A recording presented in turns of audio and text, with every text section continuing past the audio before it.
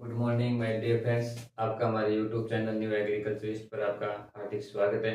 आज हम बात करने वाले हैं रिवीजन क्लास की। जो मैंने पिछले दिनों में जो क्लासें कराई है उनका जो निचोड़ है वो आज मैं लेके आया हूँ। तो आप एक एक क्वेश्चन पे ध्यान दीजिएगा। ये क्लास आपने अगर ले ली तो ऐसा मानो भी जो पिछली क्लास नहीं ली तो भी आपको यहाँ फायदा होने वाला है। तो आज की क्लास बिल्कुल मिस नहीं करें। तो करते हैं स्टार्ट। मैंने आपको फर्स्ट क्लास में कराया था, जनरल हॉर्टिकल्चर के बारे में बताया था। तो वहाँ जो इम्पोर्टेंट क्वेश्चन की बात करें तो पोमोलॉजी है वो किस वर्ड से बना है? पोमोलॉजी।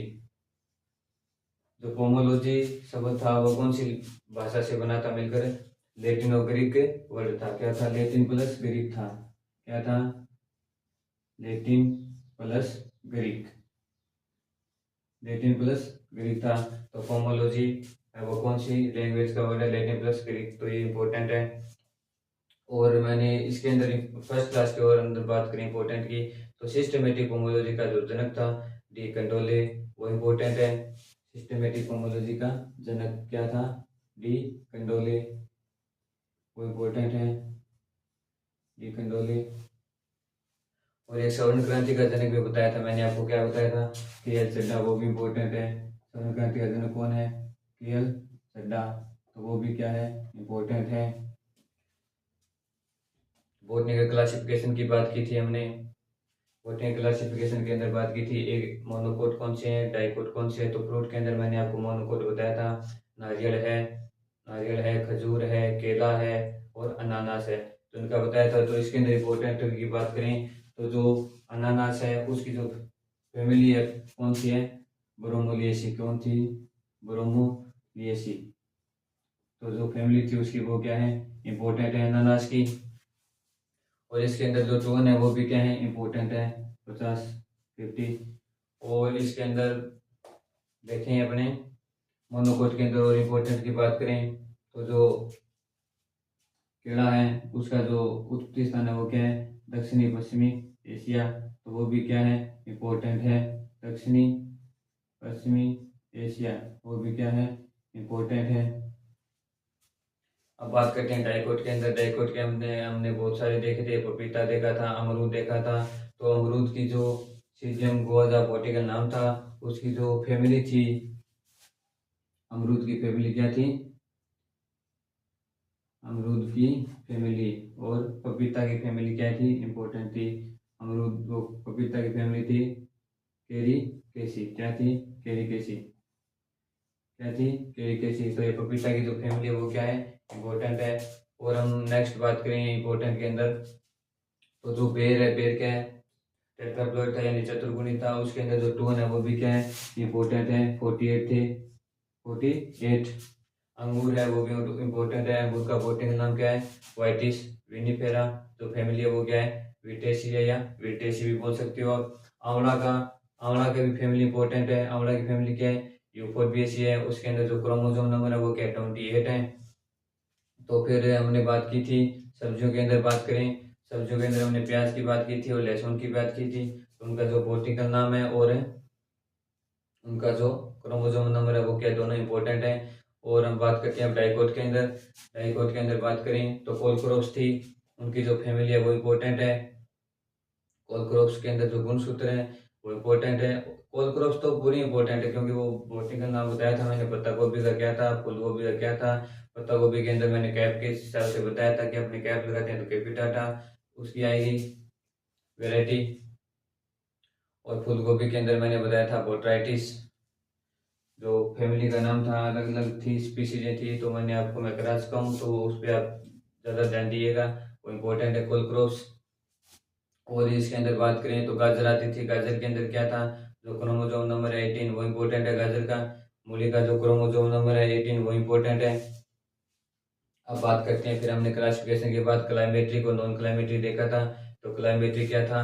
पकने पकते समय क्या है? उसमें थायराइड की दर में क्या होती है? वृद्धि होती है। और इनको क्या है? पकाने के बाद क्या है? मतलब तोड़ने के बाद पकाया जा सकता है क्लाइमेट्रिक फलों को। एग्जाम्पल बताया था जैसे आम वगैरह हो गए। और नॉन क्लाइमेट्री के अंदर मैंने एग्जांपल बताया था हमको। नॉन क्लाइमेट्री की जो ट्रिक है वो याद कर लेना। नॉन क्लाइमेट्री की जो ट्रिक याद करोगे तो आपको जो क्लाइमेट्रिक है वो क्या अपने आप है याद हो जाएंगे। तो नॉन क्लाइमेटिक क्या है, पकते समय क्या है, उस समय ठंड की दर में क्या होती है, कमी होती है। और एग्जाम्पल की बात करें, मैंने आपको ट्रिक बताया था, अनिल बेर अंगूर खाकर पास हो गया। क्या हो गया, अनिल बेर अंगूर खाकर पास हो गया। अनिल ऐसे क्या बनाया था, अनार बनाया था। ऐसे क्या होता है, नींबू हो गया। तो आपके एग्जाम्पल है, देख लेना, लीची वगैरह थी। तो ट्रिक है वो इसी हिसाब से बताई थी हमको। आपको क्या है, याद करने में थोड़ा क्या होगा, आसानी होगा। तो हमने क्लाइमेट्री देख लिया, नॉन क्लाइमेट्री देख लिया। उसके बाद हमारा क्या था, पोलिनेशन था। पोलिनेशन क्या है उसके बारे में मैंने बताया था। और एग्जाम्पल की बात की थी, सेल्फ पोलिनेशन क्या है, सेल्फ पोलिनेशन की बात की थी। सेल्फ पोलिनेशन सेल्फ पोलिनेशन की बात की थी। क्रॉस पोलिनेशन की बात की थी। क्रॉस पोलिनेशन की भी बात की थी। और ओपन क्रॉस पोलिनेशन की भी बात की थी, बहुधातुक परागण की। तो ओपन क्रॉस पोलिनेशन के जो एग्जाम्पल है कौन थे, बैंगन था, मिर्च थी, भिंडी थी। तो वो क्या है, इंपॉर्टेंट है ओपन क्रॉस पोलिनेशन के। और क्रॉस पोलिनेशन के अंदर बात करें एग्जाम्पल की, तो क्या था, मैंने क्रॉस पोलिनेशन के अंदर भी वायु के द्वारा अलग लिखे थे, कीटों के द्वारा अलग लिखे थे। जैसे आम में कीटों के द्वारा घरेलू मक्खी के द्वारा था, मस्का डोमेस्टिका, तो आम वाला इंपॉर्टेंट है। और मैंने वायु के द्वारा भी लिखे थे, आंवला लिखाया था आपको, और पालक भी बताया था, खजूर भी बताया था। खजूर में तो परागण होता है। तो क्रॉस पोलिनेशन का एग्जाम्पल बता दिया। सेल्फ पोलिनेशन के अंदर मैंने बात की थी, जैसे टमाटर हो गया, भिंडी हो गई, नहीं सॉरी, टमाटर हो गया, मटर हो गया, केला हो गया, अंगूर हो गया, इनके अंदर क्या किया जाता है, सेल्फ पोलिनेशन किया जाता था। फिर हमने बात की थी, पोलिनेशन के द्वारा पर हो गया। उसके बाद हमने क्या बात किया था, फ्रूट ऑफ टाइप बताया था। जैसे क्या बताया था फ्रूट ऑफ टाइप के अंदर, फ्रूट ऑफ टाइप में मैंने बताया था आपको मोनोसियस वगैरह, डायोसियस। तो वो आपको मैंने बताई थी, मोनोसियस क्या है, डायोसियस क्या है, वो भी क्या है, इंपॉर्टेंट है। Monoecious, dioecious, monoecious, dioecious, dioecious, andro andromonoecious, andromonoecious, gynodioecious, gynodioecious, gynodioecious. Monoecious को क्या बोलते हैं, द्विलिंगाश्रयी या उभयलिंगाश्रयी। डायोसियस, मोनोसियस को क्या बोलते हैं, द्विलिंगाश्रयी और उभयलिंगाश्रयी। और डायोसियस को क्या बोलते हैं, एक लिंगाश्रयी। क्या बोलते हैं, एक लिंगाश्रयी। यानी क्या होगा, प्लांट है वो अलग अलग होंगे और अलग अलग भाग पे क्या होंगे, नर और मादा होंगे। एक लिंगाश्रयी के अंदर मैंने एग्जाम्पल की बात की थी, पपीता बताया था आपको, पपीता बताया था, खजूर बताया था, पालक बताया था, परवल बताई थी, टिंडोरी बताई थी। और मोनोसियस के अंदर यानी द्विलिंगाश्रयी उभयलिंगाश्रयी के अंदर एग्जाम्पल की बात करें तो मैंने आंवला बताया था, नारियल बताया था और कुकुरबिट्स बताए थे। एंड्रोमोनोसियस की बात करते हैं, एंड्रो का मैंने बताया था, एंड्रो का मतलब होता है नर, और मोनोसियस का मतलब होता है डायोसियस। मोनोसियस का मतलब यानी उभयलिंगाश्रयी, यानी नर प्लस द्विलिंगी। क्या, नर प्लस द्विलिंगी, नर प्लस द्विलिंगी। एंड्रोमोनोसियस के अंदर ये होता है नर प्लस द्विलिंगी। और गाइनोडायोसियस के अंदर क्या बताया था, मादा प्लस द्विलिंगी, मादा प्लस द्विलिंगी। तो क्वेश्चन ये भी आ सकता है कि गाइनोडायोसियस क्या है, तो नीचे आपको ऑप्शन मिल जाएंगे, मादा प्लस द्विलिंगी, नर प्लस द्विलिंगी, नर प्लस मादा आ जाएगा, ऑल ऑफ दिस कुछ भी आ सकता है। तो मतलब आपको राइट आंसर क्या करना है, मादा प्लस द्विलिंगी, मादा प्लस द्विलिंगी, ये क्या होगा आपका राइट आंसर होगा। ये उसके बाद हमने बात की फ्रूट ऑफ टाइप हो गया। फिर हमने देखा था, फिर हमारा टॉपिक था हाँ वो एक वर्षीय, मतलब एक वर्षीय हो गया, द्विवर्षीय जीवन चक्र के आधार पे देखा था हमने। एक वर्षीय में कौन से फ्रूट आते हैं, द्विवर्षीय में कौन से आते हैं और बहुवर्षीय में कौन से आते हैं। तो एक वर्षीय जो अपना जीवन काल के एक वर्ष में पूर्ण करते हैं, द्विवर्षीय जो अपना जीवन काल 2 वर्ष में पूर्ण करते हैं। पहले वर्ष में अपनी वेजिटेटिव ग्रोथ करेंगे और सेकंड वर्ष में फूल फलों का निर्माण करेंगे। और बहुवर्षीय में क्या है, उसे 2 से अधिक वर्ष लगेंगे उसको। तो उसके अंदर एग्जाम्पल की बात करें, एक वर्षीय के अंदर जो स्ट्रॉबेरी है, क्या है, स्ट्रॉबेरी फ्रूट के अंदर वो क्या है, इम्पोर्टेंट है। और सब्जियों के अंदर बात करें तो टमाटर था, बैंगन था, मिर्च थी। तो ये भी क्या है, एक वर्षे के अंदर आते हैं।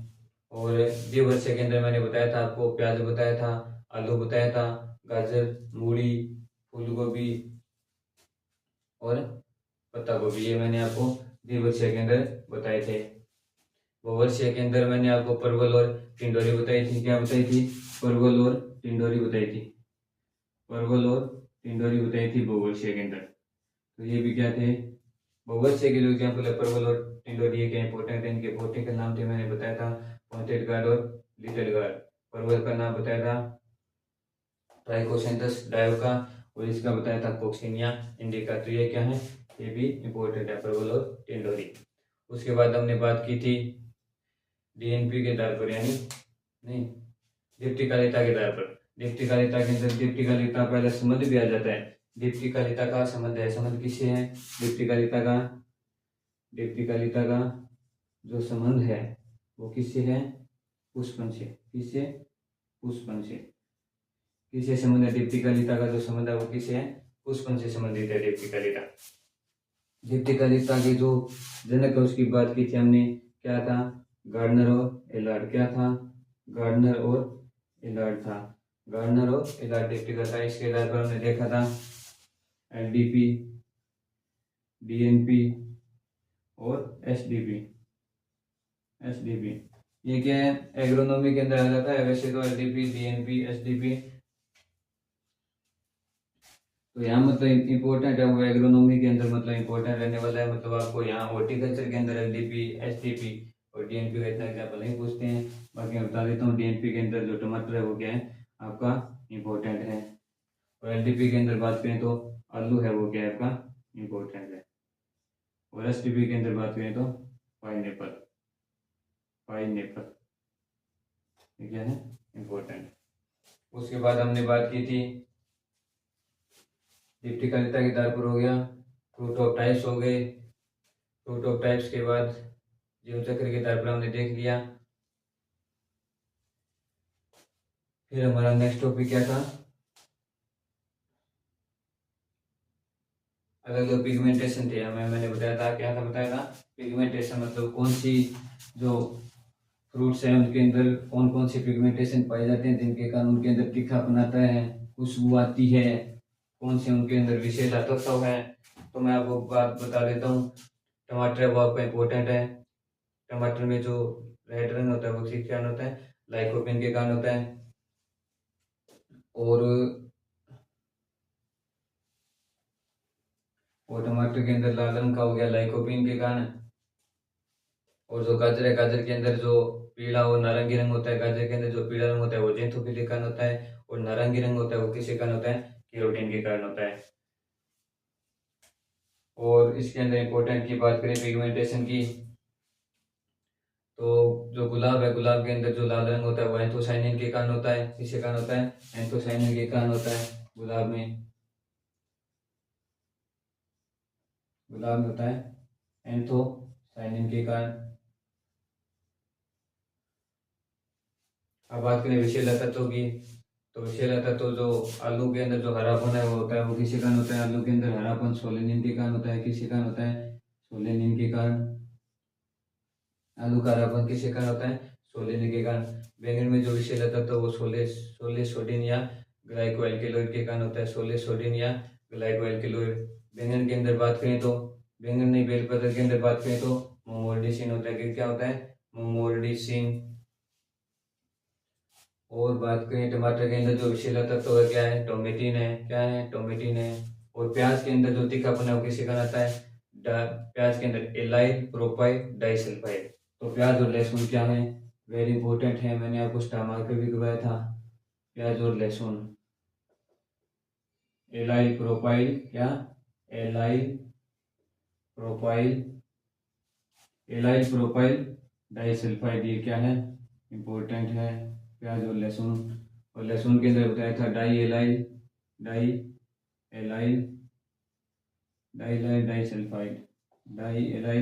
डाइसल्फाइड, ये क्या है? इसके अंदर लहसुन के अंदर तीखापन आता है और प्याज के अंदर तीखापन आता है। ये क्या है? दोनों ही इंपॉर्टेंट है।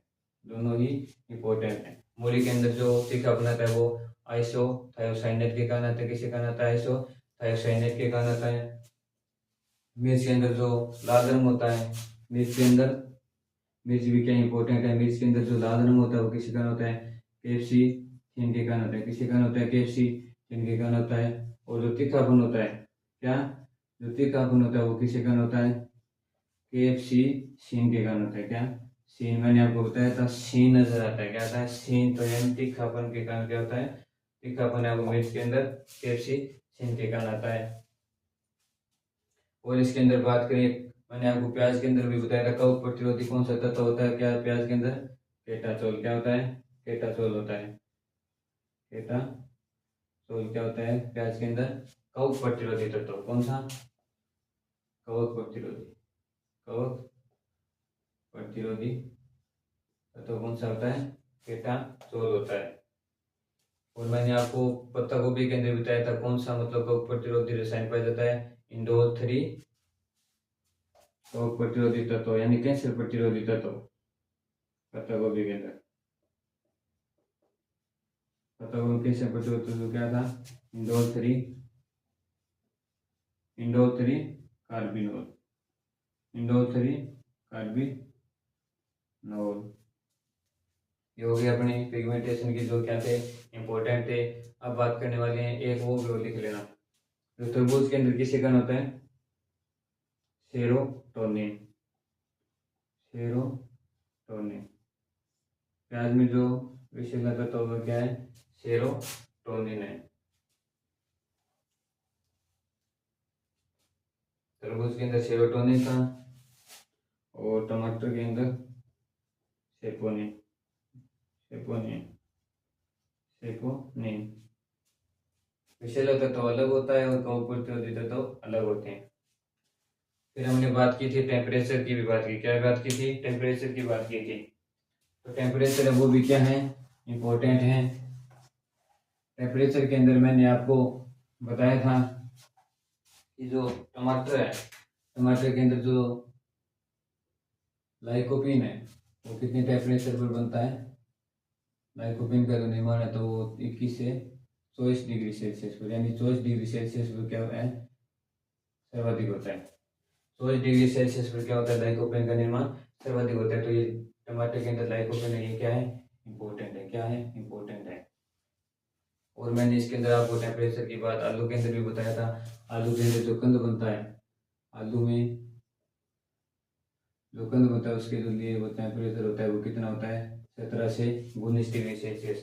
आलू के अंदर कंद निर्माण के लिए जो टेम्परेचर होता है वो कितना होता है? 17 से 19 डिग्री। और प्याज के अंदर भी बताया था मैंने कंद निर्माण के लिए कितना बताया था? 20 से 25 डिग्री। कितना? 20 से 25 डिग्री। प्याज के अंदर मैंने वानस्पतिक वृद्धि के लिए भी बताया था, इंपॉर्टेंट था प्याज और आलू और टमाटर। प्याज के अंदर वानस्पतिक वृद्धि के लिए कितना टेम्परेचर बताया था मैंने? 26.5 डिग्री सेल्सियस क्या था? इंपॉर्टेंट है। वानस्पतिक वृद्धि के लिए जो प्याज में टेम्परेचर चाहिए कितना चाहिए? 26.5 डिग्री सेल्सियस।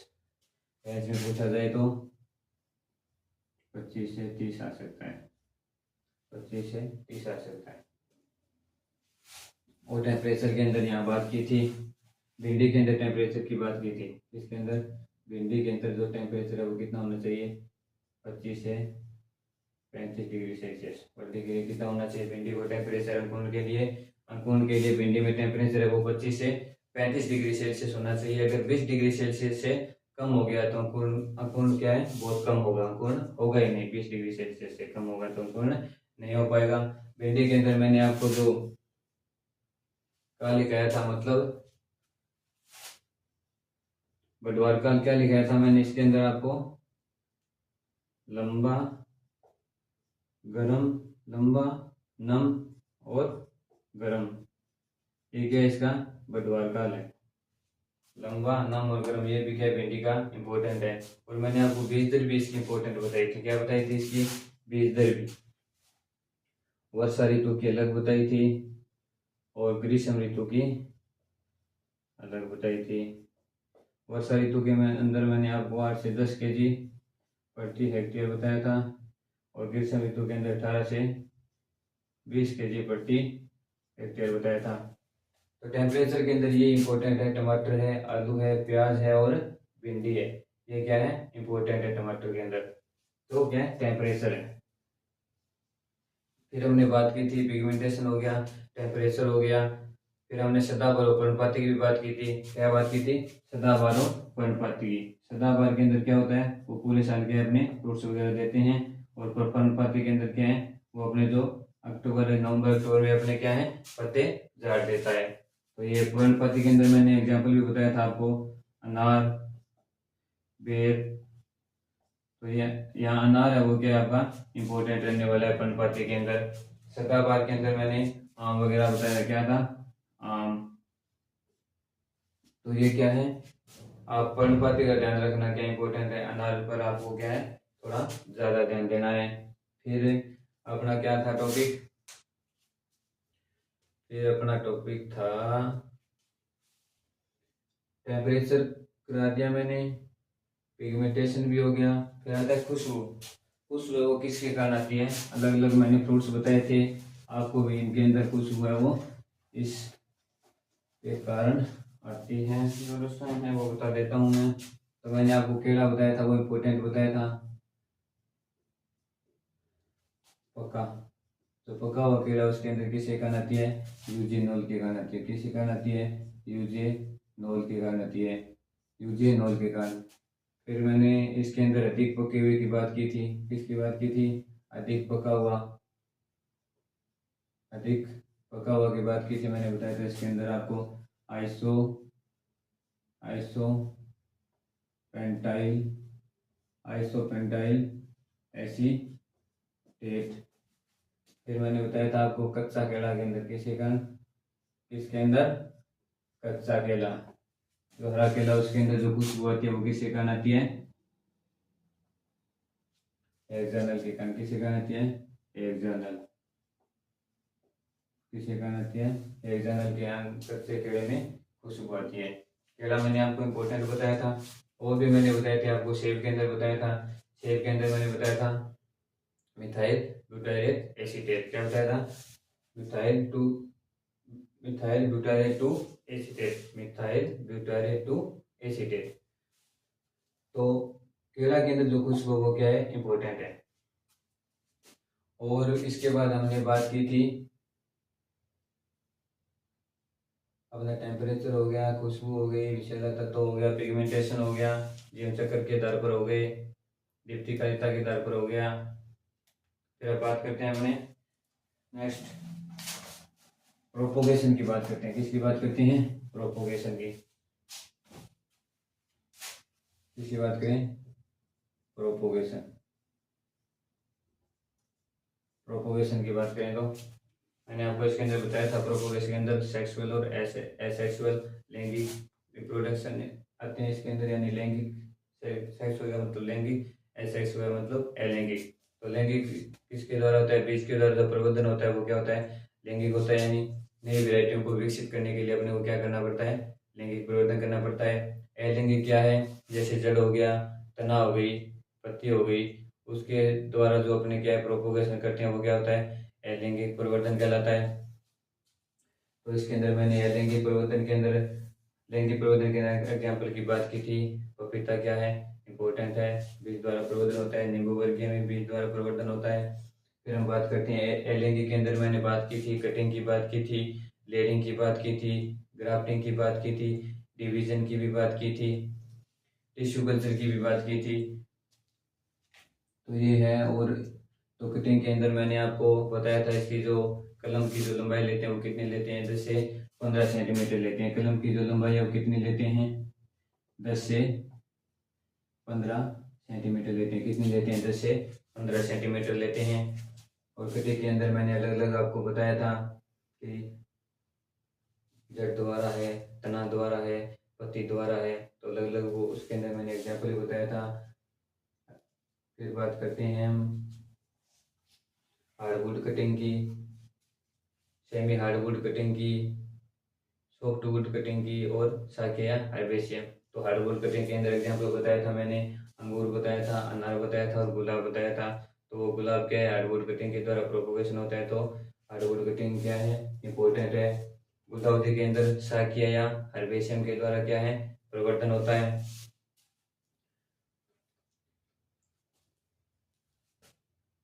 कटिंग हो गई है। मैंने कदम बताया था कि आपको जल फुटान के लिए जो रसायन काम में लेते हैं उसका नाम क्या है, IBA है। क्या है, IBA।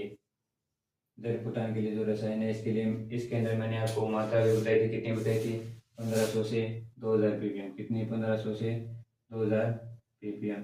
इसके जो व्यापारिक नाम है वो क्या है, रैपिड रूट है। क्या है, रैपिड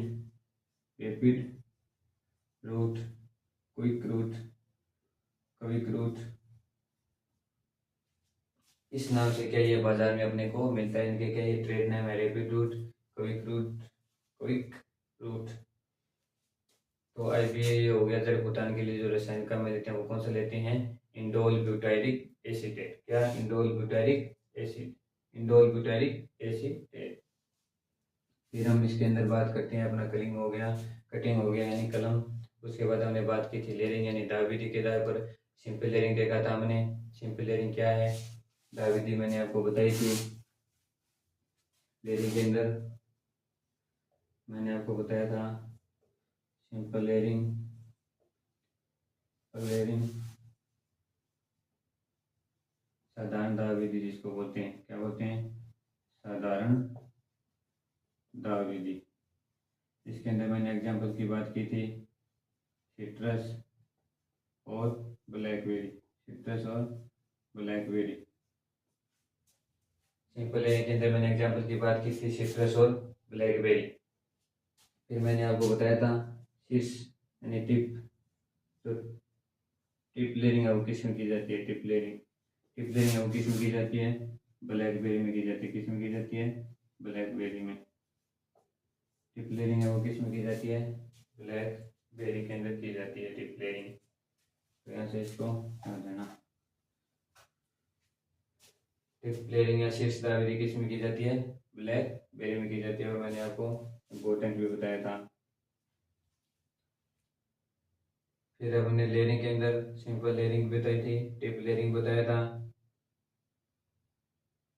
फिर बताया था air layering, marcottage, Chinese layering. वो क्या था, इम्पोर्टेंट था, एयर लेयरिंग।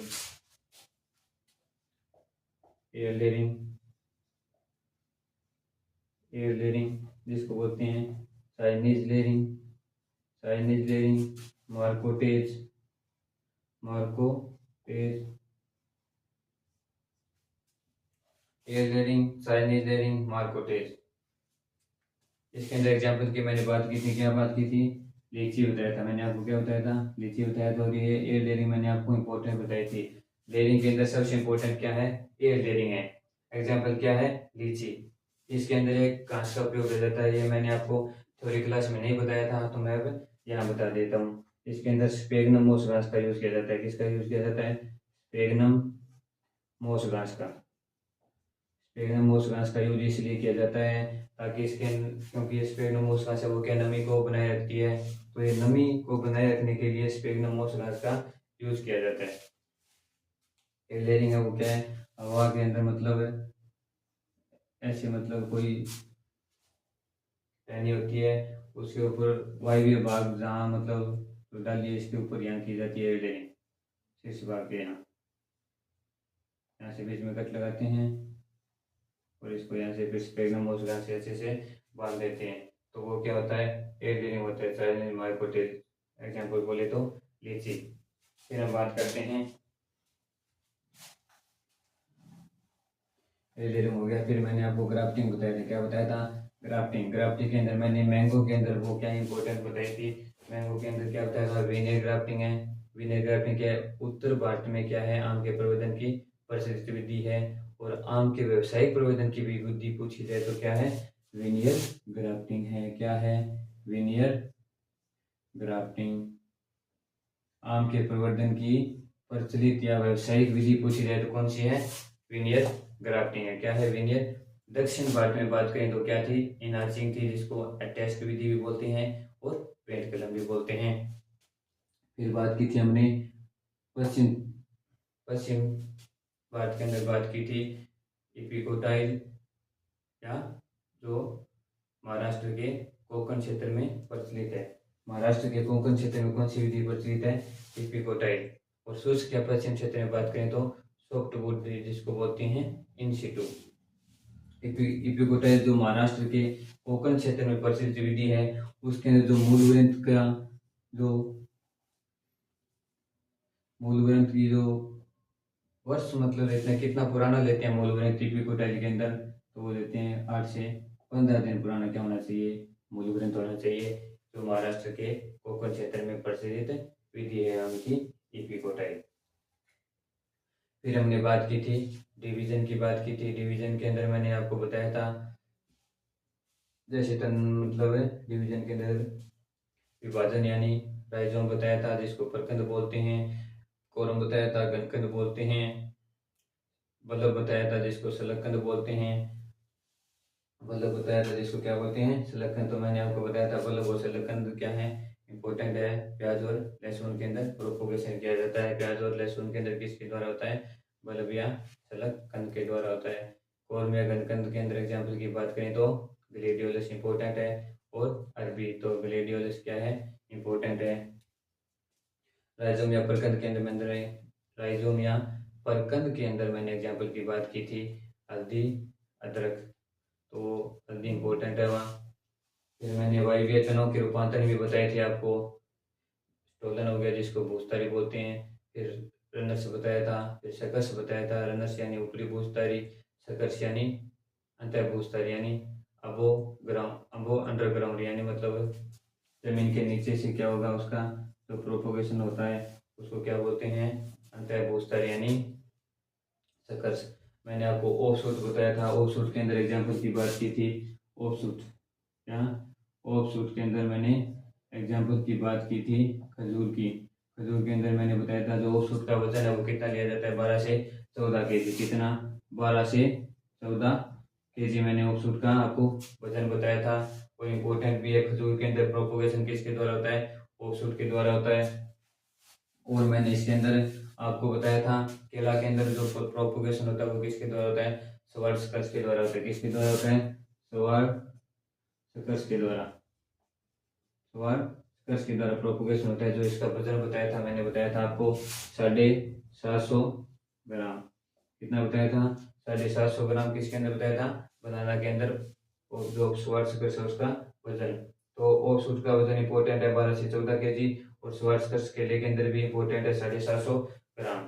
और इसके अंदर हमने एग्जाम्पल की बात की थी मतलब पाइनएप्पल के अंदर किसके द्वारा होता है? पाइनएप्पल के अंदर जो प्रोपोगेशन होता है वो किसके द्वारा होता है? स्लिप एक विधि होती है प्रोपोगेशन की, उसके द्वारा होता है। तो प्रोपोगेशन के अंदर मैंने ये आपको इम्पोर्टेंट बताया था। और हम नेक्स्ट बात करते हैं। नेक्स्ट बात आपको मैं इसके अंदर बताऊं तो वो आपका एक टॉपिक रह गया कौन सा? इसके मतलब फ्रूट ऑफ टाइप है और खाने वाला भाग है। तो खाने वाला भाग के अंदर इंपॉर्टेंट की बात करें तो अंगूर है वो क्या है आपका? इंपॉर्टेंट रहेगा। मैंने आपको ट्रिक भी बताई थी अंगूर की। क्या बताई थी? पापड़ी यानी pericarp plus placenta. Pericarp plus placenta. Pericarp plus placenta. तो ये क्या है आपको जेट एग्जाम के लिए वेरी इंपॉर्टेंट है। एक इसके अंदर मैंने अमरूद भी बताया था आपको। क्या बताया था? अमरूद भी बताया था। अमरूद के अंदर क्या बताया था? Pericarp plus thalamus. क्या बताया था? Pericarp plus thalamus. Pericarp plus thalamus. तो पेरिकारा नहीं प्लेसेंटा करना। Placenta plus thalamus. ये क्या है? अमरूद के अंदर खाने योग्य भाग है प्लेसेंटा प्लस थैलेमस। और बात करें खाने योग्य भाग के द्वारा इंपॉर्टेंट एंडोस्पर्म। क्या? एंडोस्पर्म की बात करें तो क्या होता है? नारियल के अंदर होता है। किसके अंदर होता है? नारियल के अंदर। किसके अंदर होता है एंडोस्पर्म? नारियल के अंदर। और इंपॉर्टेंट की बात करें एस जूसी सीड कोट। क्या? Juicy seed coat. Juicy seed coat या जिसको बोलते हैं एरिड, ये किसके अंदर होता है? अनार में। किसमें? अनार में होता है। इसको थोड़ा आप देख लेना। प्लेसेंटा प्लस थैलेमस है या पेरिकारा प्लस थैलेमस, मैं थोड़ा कंफ्यूज हो रहा हूँ, उसके अंदर याद नहीं आ रहा है। अगर आएगा तो मैं आपको नेक्स्ट क्लास में बता दूंगा। प्लेसेंटा प्लस थैलेमस है या pericarp plus thalamus. Pericarp plus thalamus करो, इसको आप क्या करो, पेरिकार्प प्लस थैलेमस, ये क्या है आपका, सही है। जूसी सीड कोट या एरियल किसका है, अनार का है।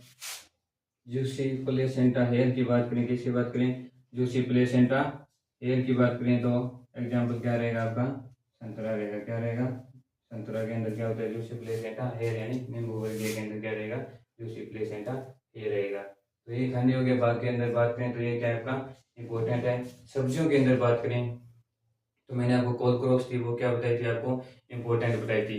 पत्ता गोभी क्या खाया जाता है, हेड खाया जाता है। फूल गोभी क्या, फूल गोभी का जो खाने योग्य भाग वो क्या है, कर्ड है। क्या है, कर्ड है। और पत्ता गोभी का बताया था मैंने हेड। तो कोल क्रॉप्स के अंदर वो इंपॉर्टेंट है। और इसके अंदर अंगूर हो गया, अमरूद हो गया, जूसी सीड कोट हो गया और जूसी प्लेसेंटा हेयर हो गया। पेरिकार्प की और बात कर लेते हैं, इसकी बात कर लेते हैं। पेरिकार्प भी आप इंपॉर्टेंट कर लेना। सेव, नाशपाती, सेव, नाशपाती और सीताफल क्या है, इंपॉर्टेंट है, इंपॉर्टेंट है। तो यही क्या है, खाने के भाग के अंदर इंपॉर्टेंट है। अब बात करते हैं फ्रूट टाइप्स की। फ्रूट टाइप्स वो मोनोसेस वो तो क्या थे, लिंक के आधार पर थे। और अब बात करते हैं बेरी सर्स, मैंने आपको बताया था बेरी सर्स, ड्रूप बताया था, अस्टिल बताया था। जिसके अंदर गुठली प्रेजेंट होती है वो तो अस्टिल के अंतर्गत आएंगे, और जिसके अंदर गुठली प्रेजेंट नहीं होगी वो आएंगे बेरी और सर्स में। तो बेरी सर्स अस्टिल वाले इंपॉर्टेंट है। फिर बात करते हैं हमने बालूस्टा, बालूस्टा का इंपॉर्टेंट है, अनार कर लेना। बालूस्टा का जो फल प्रकार है वो किसका है, अनार का है। अनार के अंदर जो बालूस्टा है वो क्या है, अनार का फ्रूट टाइप है। तो बालूस्टा है वो क्या है, इंपॉर्टेंट है। और नींबू वर्गीय के अंदर हेस्पेरिडियम है वो क्या इंपॉर्टेंट है। सोरोसिस की बात करें तो पाइनएप्पल और कटहल में होता है। सोरोसिस का जो सोरोसिस फ्रूट है वो किसका होता है, पाइनएप्पल और कटहल का होता है। संयुक्त फल या एग्रीगेट फल की बात करें, संयुक्त एग्रीगेट फल है वो सीताफल और स्ट्रॉबेरी के अंदर होता है फ्रूट टाइप। और फ्रूट टाइप की बात करें, इंपॉर्टेंट की बात करें, सोरोसिस हो गया। साइकोन्स है वो क्या है, अंजीर के अंदर होता है। किसके अंदर होता है, अंजीर के अंदर। अंजीर का जो फ्रूट टाइप है वो क्या है, साइकोन्स है। तो इंपॉर्टेंट बेरी हो गया, सर्स हो गया, अस्टिल वाला हो गया, बालूस्टा हो गया, एस्पेरिडियम यानी नींबू वर्गीय के अंतर्गत हो गया, बालूस्टा अनार में हो ही गया, सोरोसिस हो गया, साइकोन्स हो गया, संयुक्त फल और एग्रीगेट फल हो गए। सब्जियों के अंदर बात करें जो फ्रूट एक कैप्सूल भी इंपॉर्टेंट है, भिंडी क्या, कैप्सूल भी क्या है, इंपॉर्टेंट है। आंवला, भिंडी, प्याज, अफीम। आंवला, भिंडी, प्याज और अफीम में क्या है, कैप्सूल के द्वारा क्या होता है, फ्रूट टाइप क्या है, कैप्सूल है इनका। आंवला, भिंडी, प्याज और अफीम। तो जो इम्पोर्टेंट थे आपकी क्लासों का वो मैंने निचोड़ यहाँ पे आपको करा दिया है, ये देख लेना। ये अगर देख लोगे तो मतलब आपको थोड़ा और ज़्यादा बेनिफिट हो जाएगा। अगर आप मतलब थ्योरी क्लास आप देख के हो तो उससे तो बेटर हो ही नहीं सकता। थ्योरी क्लास देख के आज अगर रिविजन क्लास लोगे तो आपको बहुत ही ज़्यादा बेनिफिट होने वाला है।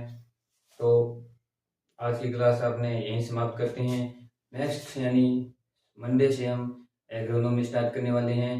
तो अगर आप हमारी क्लास आपको पसंद आती है, अच्छी लगती है तो अपने दोस्तों के पास, फ्रेंड्स के पास, भाई लोगों के पास, रिश्तेदारों के पास क्या करो, ज़्यादा से ज़्यादा शेयर करो, लाइक करो, सब्सक्राइब करो और कमेंट ज़रूर करो। Thank you.